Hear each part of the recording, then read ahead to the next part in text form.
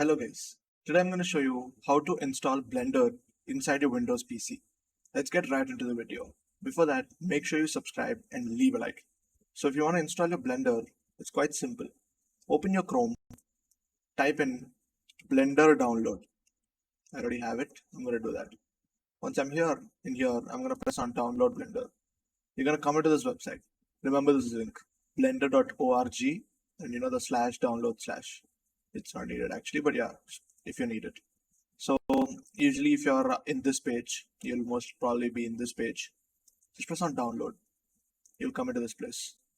After you're here, press on download, Blender 4.32. You can even select other versions if you want, but I'm just going to select this and press download on this.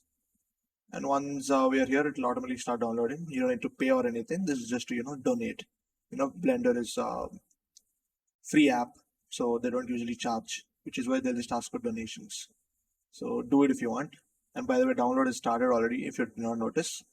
And if it did not start, you can come here, you can read it. Your download will start automatically. If it didn't start, download manually. Now when you press on this, it'll start downloading again, if it hasn't started.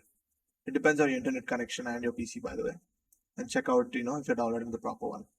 And once you can find, that the download is completed, it'll just take a little bit of time to finish it.